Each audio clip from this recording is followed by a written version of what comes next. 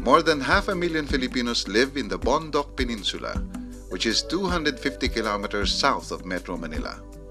The poverty incidence here is 47%, with the poor earning less than $1 a day, mainly from subsistence farming or fishing.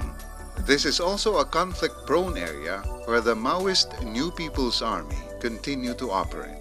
To reduce poverty and contribute to peace building in the Bondoc Peninsula, the International Labor Organization, the Food and Agriculture Organization, and the Philippine Government's Office of the Presidential Advisor on the Peace Process partnered together for the first time.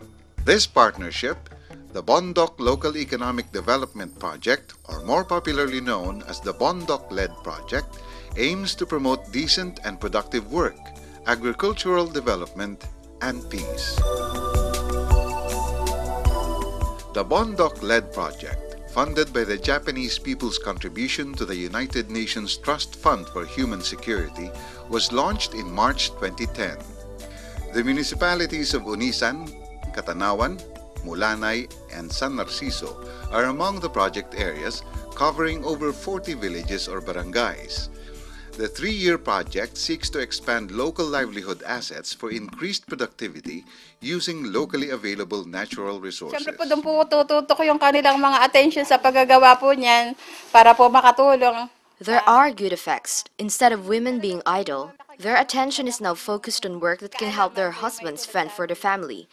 This also adds new skills that help women learn to create new products from a plant that we did not care about before. Pero hindi po namin noon nabibigyan ng pagkakataon at hindi po namin nabibigyan ng pansin. Aga nga kaming naulila sa ama, ay nagsimula ako ng pangingisda. I became a fisherman when my father died when I was young. I began as a diver at age 10. I have 9 siblings. Sa murang edad na 10 taon. Di tamang simpleng. From what I see, we need to go beyond simple fishing, but also have some alternate source of income. Alternatibong pagkakakitaan. The Bondoc-led project promotes dialogue through coordination and cooperation among stakeholders, the local government, the private sector, community organizations, rural workers, and civil society organizations. All this to promote local socio-economic development and the peace-building process. Another component of the Bondoc-led project is maternal and child health care protection. Local government officials, ILO and FAO representatives break ground to build the first of at least 4 birthing centers. The construction of birthing centers will help create local employment, enhance construction skills, and strengthen community participation using the community contracting method. We know that in the Philippines, 4 out of every 10 workers are among the ranks of the vulnerably employed. The goal is to look at how they're vulnerable and how we can make them more sufficient through better training programs, better local economic development, looking at communities, how they do business, to find strategies that basically say where their competitive advantages are. So we help the individual, we help the community, and we do this working through not just the UN, the ILO, but also with our partners at the FAO, our other UN agencies, but also the national and local governments. We partner up together to try to find out ways to address these things that limit growth, but growth that we want to be sustainable. So far, we had several consultations, and based on that, we will be really starting the field activities. So, and we are very much happy because so many beneficiaries are very much supportive, so very much collaborative. And also, we are very much happy because the Philippine government and the ILO will really work together to achieve the peace and development. We seek to win the ground or bring peace into the communities through different agencies of government as well as ODA partners. The Bondoc-led initiative brings together different stakeholders at the community level that we think is an important dimension in any anti-poverty program. The peace process is also a poverty reduction process. The project will help expand current livelihood assets like this backyard copra processing initiative into a more productive and sustainable scale. Those affected by conflict in the peninsula have also expressed their concern for peace and development.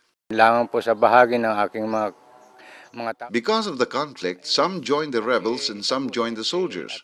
Those who remained neutral also left for fear of their lives. At yung iba po ay lubusang natakot at naglisilisan po sa aming barangay. Sila ang nagamarahipit na We ask the government to help the tulungan poor, ang that we may mahihirap all para be equal. maging Let us help each patas other so ang that all laban ng these mga disruptions tao will go dito away sa atin and sa people will have Pilipinas. nothing to fear. A year after the implementation, partner communities have undergone skills and technology training for improved productivity and sustainable livelihoods. Over the next 2 years, the project will pioneer peace building and poverty reduction partnership. The project will help create successful, proven, and tested strategies that can be replicated in other conflict-prone areas in the Philippines, such as the southern part of Mindanao. Based on government studies, 2 out of every 10 villages in the Philippines are conflict-prone areas. These villages are mostly in remote areas where government's presence is hardly felt or seen.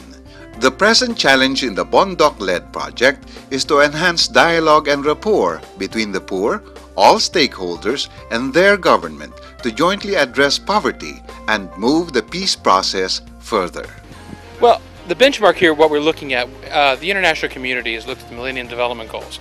We're using these as our benchmarks. We want to ensure that we reduce poverty by half by the year 2015. That's one overarching goal. But here in the Philippines, it's about reducing poverty, improving infant mortality, improving health conditions, improving education. So again, it's looking at the holistic approach. But we have to remember, 4 out of every 10 workers are among the ranks of the vulnerably employed. Our goal is to try to ensure that these people aren't forced into a position where they have to take any job just to survive. We want them to thrive. But in order to do that, they have to have the right skills, the right tools to basically provide for themselves and their families. It is a typical day in this poor community. Such a gentle people should enjoy the grace of decent and productive work, lasting peace, and hope for a better life.